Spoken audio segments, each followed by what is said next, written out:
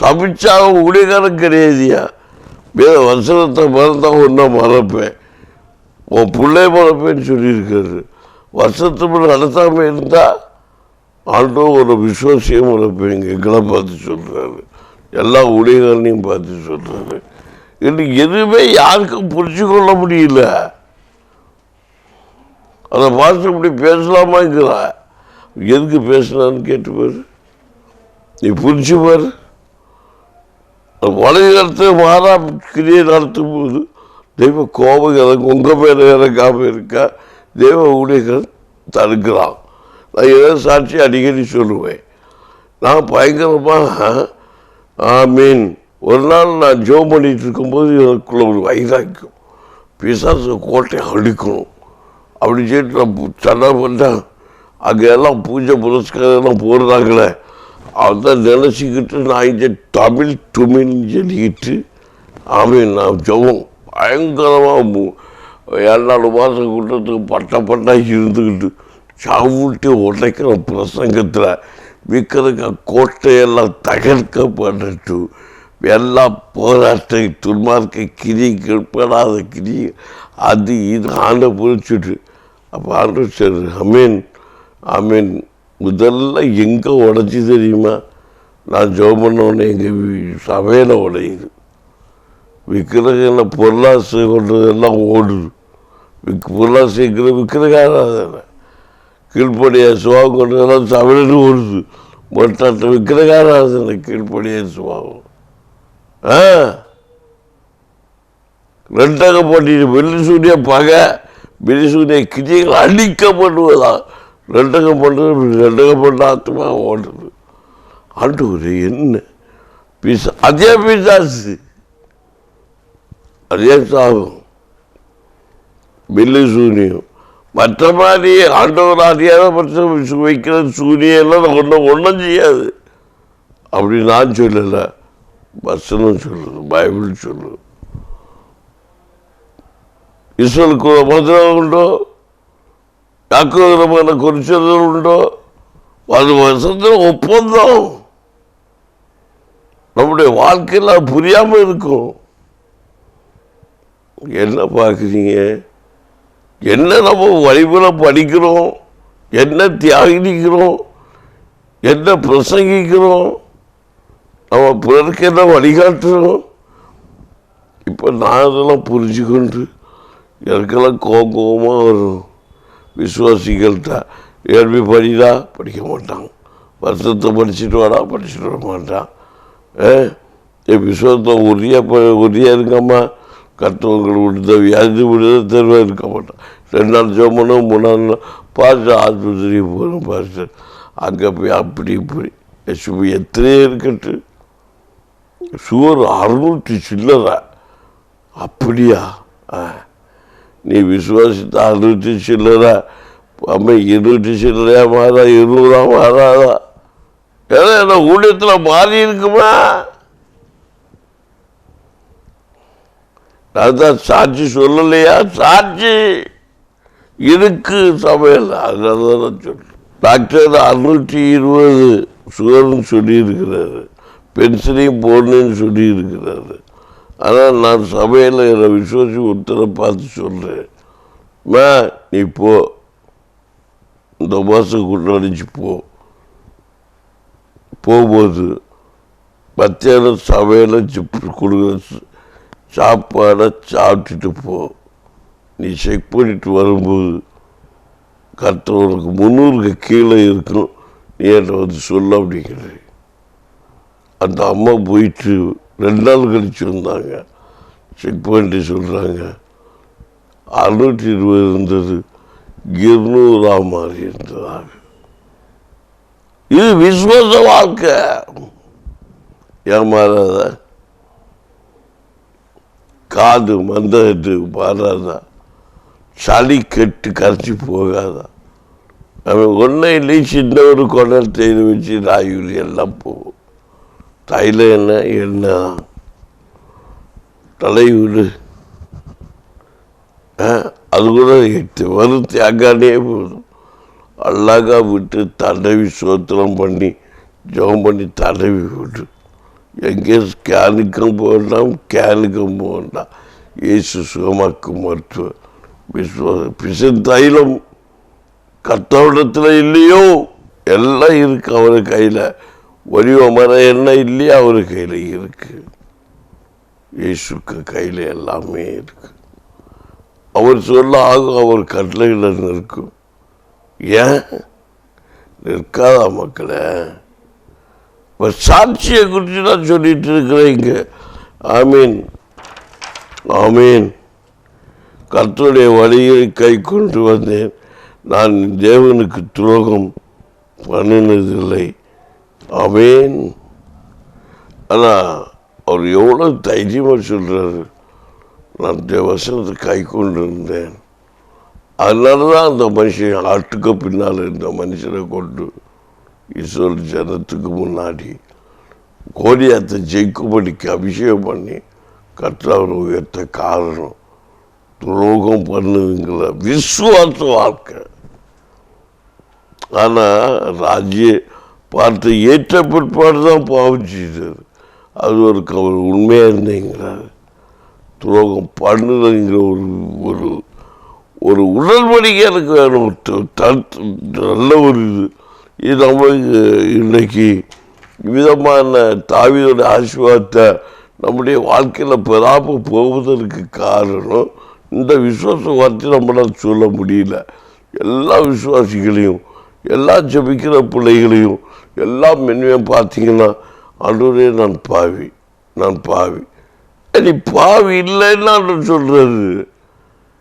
நீ இயேசுவை சொந்த ரட்சகரா எப்போ ஏற்றுக்கொண்டியோ அப்போ நீ அவருடைய பிள்ளைகள் ஆகும்படிக்கு புத்திர சுவிகாரத்தின் ஆவியோருக்குள்ள வைத்தாகி விட்டதுங்கிற விசுவாசத்துக்கு நிறைவு உனக்குள்ள வேணும். அப்படின்னா இவ்வளவு நேரத்தில் காரியம் நான் பிரசங்கம் பண்ணிட்டு இருக்கேன்.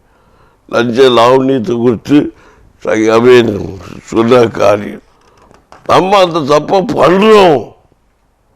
ஆனால் லஞ்சம் வாங்கு பணத்து போகமாட்டேன்னு சொல்லி நீ பேசாதேன்னு சொல்கிறோம். கண்டிப்பாக லஞ்சம் வாங்கணும், பணம் போவான். அதுக்கு தான் யார் சகையும் சாட்சி.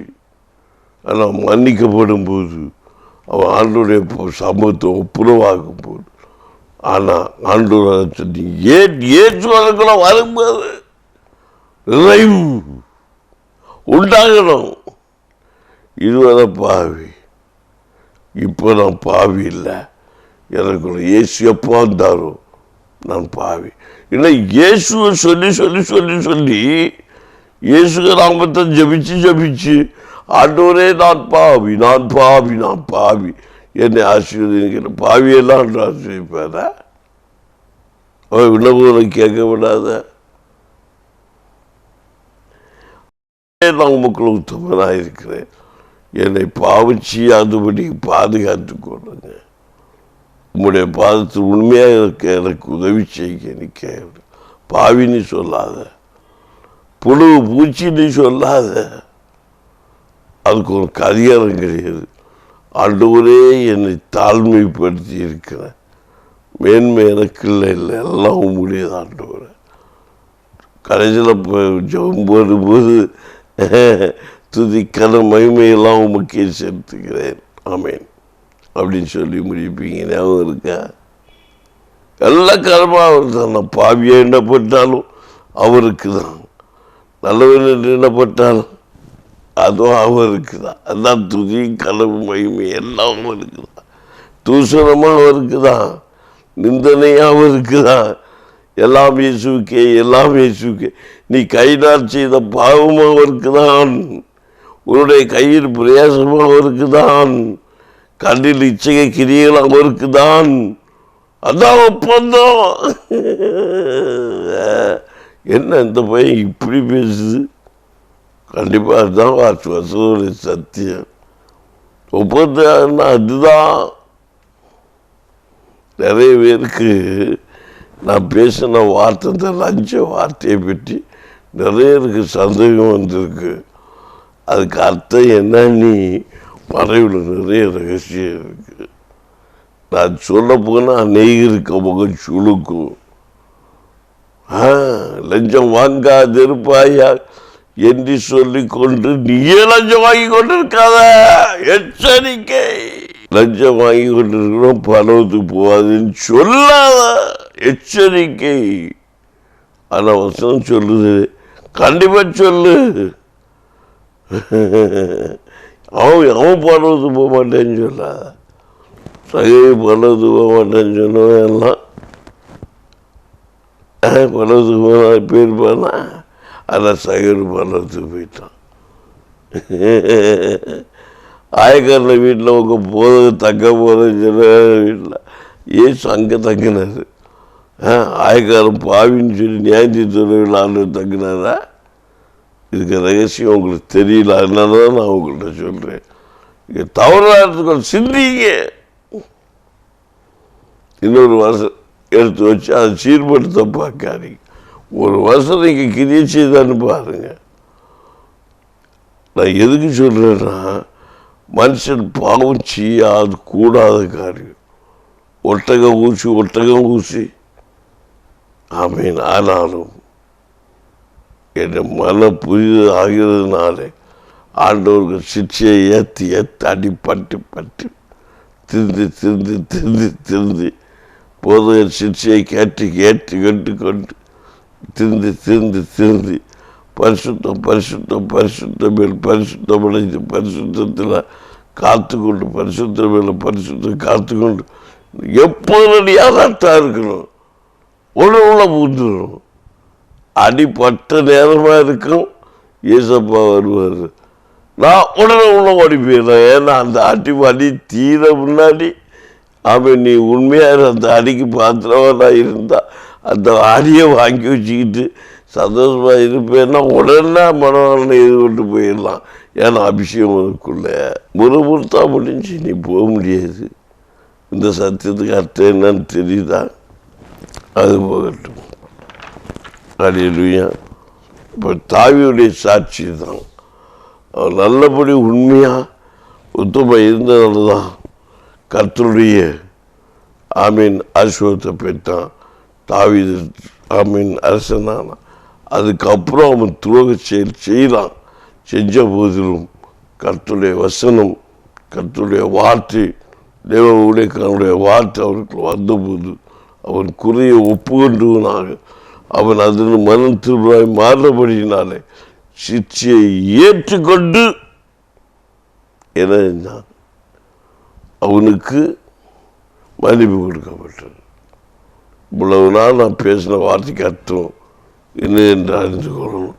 சங்கீதம் 17:3 வாசித்து பாருங்கள். நீர் என் இதயத்தை பரிசோதித்து ராக்காலத்தில் அதை விசாரித்து என்னை புடமிட்டு பார்த்து ஒன்றும் காணாதிருக்கிறீர். என் வாய் மீறுதலுக்கு தீர்மானம் பண்ணினேன். வார்த்தை பேச்சில் மீறுதல் உண்டாக தீர்மானம் பண்ணினேன். பார்த்தீங்கன்னா எவ்வளோ மகிமையாக சங்கீதக்காரன் அவன் தண்டையை 4 நாள் புடமிருக்கலாம். அன்னைக்கு அப்படி, இன்னைக்கு இப்படி.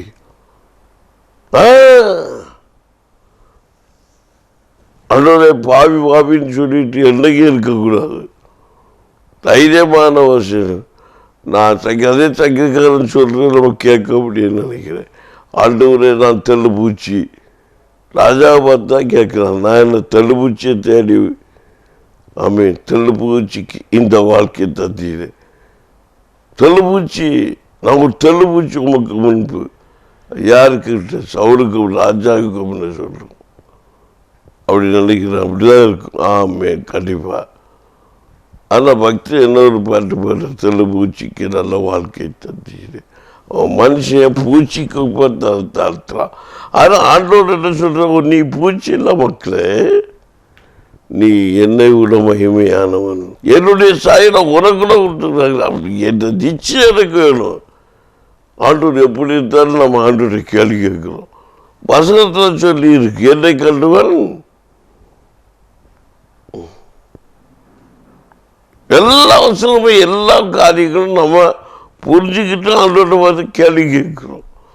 ஜெயத்தை பெறுவதற்கு ஏதாவது ஆண்டவர் கண்டவர் உண்டோ கொண்டு ஆண்டவர் சொல்லியிருக்கிறாரு, என்னுடைய தோற்றத்தின்படி உங்களை தான் செஞ்சிருக்கிறேன்.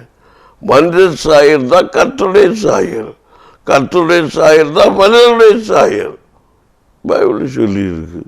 நம்ம அவர்கிட்ட கேள்வி கேட்கிறோம், அவருக்கு ஊழியக்காரர்கள்ட்ட கேள்வி கேட்கிறோம். எவ்வளோ பெரிய தவறு பண்ணிட்டு இருக்கோம்.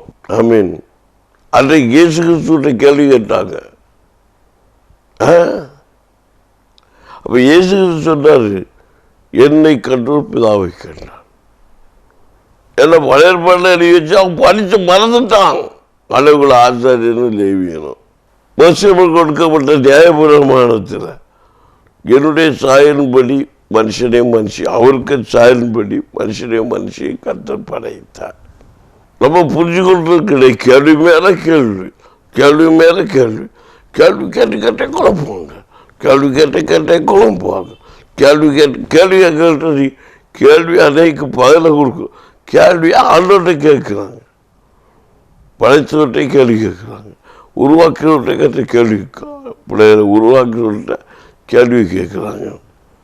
அது ஆவியானவர் உங்களோடு பேசிக்கொண்டு இருக்கிறதை நான் இப்போது உணர்கிறேன். நீங்கள் கேட்டுக்கொண்டிருக்கிற ஒரு சத்தம், இது கர்த்தருடைய சத்தம் என்பதை நீங்கள் ஒவ்வொருவரும் புரிந்து கொள்ளணும். இது வேத வசனம். ஒரு மனுஷனே சொல்ல இதயத்தை பரிசோதித்து பாரும், தூய்மையாக இருக்கிறது, இது உண்மையை பற்றி போதித்து கொண்டிருக்கிறது, உம்முடைய சத்தத்தை விளக்கி கொண்டிருக்கிறது. ஒரு வேபடிய கதி மரமா அவ்வளோ மாதிரின்னா இன்னொரு மனுஷன் என்ன பேசலான்னு தான் நினச்சிட்டு போகிறான். சிலரெல்லாம் பிரசங்கம் பண்ண வரும்போது நானும் ஒரு சமயம் அப்படிதாம்மா 5 நிமிஷம் பேசுகிறேன்னா அங்கிட்டு வருஷத்தை தேடுவேன், இங்கிட்டு வருஷத்தை தேடுவேன், அப்படி எடுப்பேன், இப்படி எடுப்பேன், அந்த கதையை எழுதி வச்சிருப்பேன், அந்த பாட்டை எழுதி வச்சிருப்பேன். இப்போ எந்த பாட்டும் எழுதும் கிடையாது, எந்த வருஷம் கிடையாது. கண்ணை மூடிட்டு டிவி இங்கே வந்துருப்பேன், 2-3 வசனத்தை ஒரு தலைமுறை இருப்பேன். ஆண்டவரே என்னோடு பேசும் பாடுறது கிடையாது. சும்மா உட்காந்து கத்திக்கிட்டே இருப்பேன். ஏசப்பா வார்த்தையை வாயில் வச்சா அதெல்லாம் நடந்துக்கிட்டு இருக்கு. ஆனால் கர்த்தருடைய வசனத்தை சொல்லுகிறேன், இந்த நாவிலிருந்து புறப்படுகிறது கர்த்தருடைய வார்த்தை என்பது எனக்கு நிச்சயமாகவே நான் அறிந்திருக்கிறேன். நீங்கள் அதை அறிந்து அந்த உட்கொண்டு பாருங்க, வசனத்தை படித்து பாருங்க, பைபிளில் சொல்லியிருக்கு வசனத்தை எடுத்து தியானித்து பாருங்க, உங்களை அது கர்த்தர் பேசுவார். ரபி பாப்த வைக்கிறோம் அந்தா பாருங்களா. ஒரு வருஷம் கூட உங்களுக்கு நான் வாசித்துட்டு இன்றைக்கு நான் நிறைவு செய்ய போகிறேன். ஆமீன்.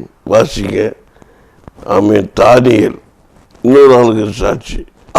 தானியேல் 6ஆம் அதிகாரம் 22ஆம் வருஷத்தை நீங்கள் படிப்பீங்கன்னா அதில் உங்களுக்கு சொல்லப்பட்டது, சிங்கங்கள் என்னை சேதப்படுத்தப்பட்டபடிக்கு தேவன் தம்முடைய தூதனை அனுப்பி அவைகளின் வாயை கட்டி போட்டார்.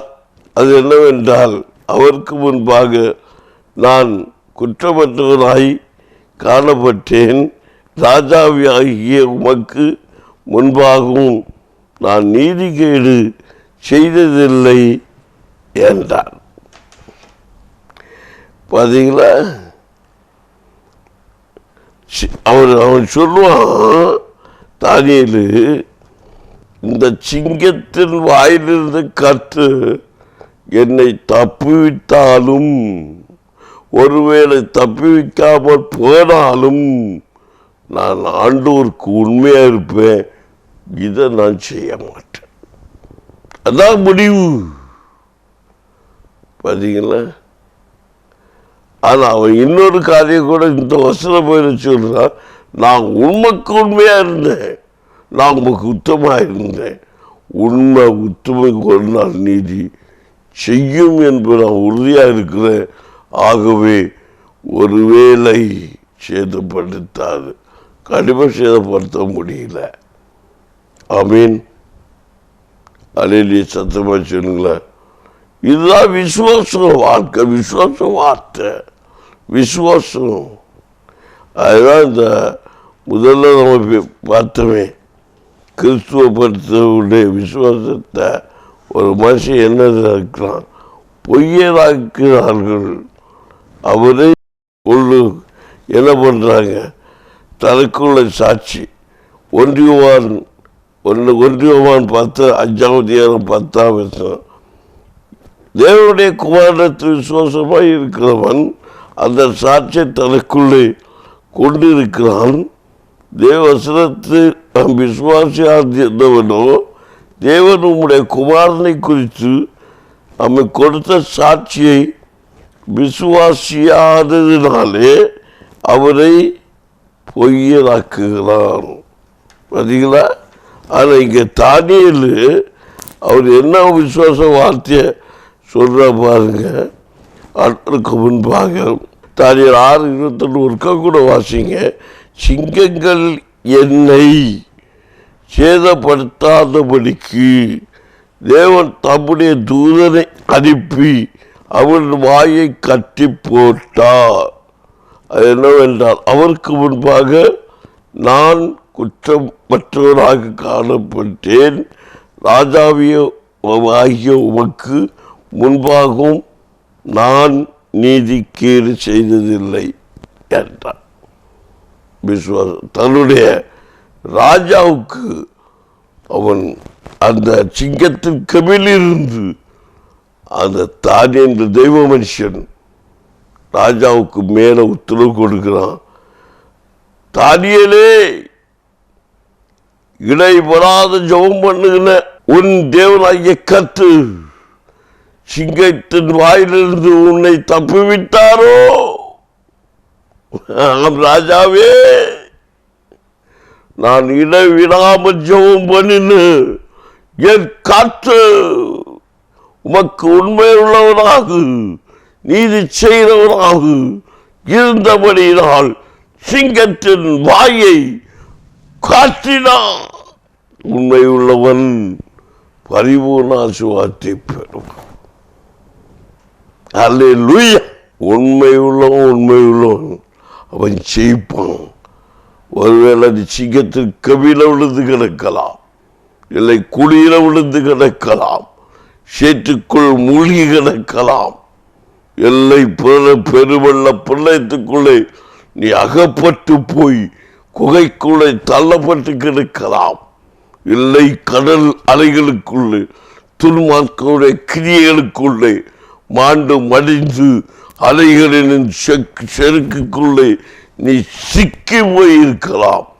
ஒரு நாள் வரும்போது குருவி எடுத்து நாட்டம் எடுத்து இருக்கிறது என்று சொல்லி உலகத்தை ஜனித்துக்கொள் ஜனங்களுக்கு மத்தியில் உன்னை உயிரோடு எழுப்பி, காட்டாத்துக்குள்ளே இருக்கிற உன்னை எழுப்பி, புதக்குழியில மாண்டு கிடந்த உன்னை தூக்கி எடுத்து அதனை நிறுத்தி கழுவி நிறுத்தி, சாக்கடைக்குள்ள விழுந்து கிடக்கிற உன்னை தூக்கி கழுவி நிறுத்தி உன்னுடைய நீதி தவறாதபடிக்கு நடந்த நிமித்தம் எப்படிப்பட்ட பழி உண்மையில் சுமத்தப்பட்டு நாற்றம் எடுத்து போன வாழ்க்கையில் நீ இருந்தாலும் அக்கினி ஜுவாலைக்குள்ளே நீ விழுந்து கடந்தாலும் கர்த்தர் உன்னை நிறுத்துகிற காற்று.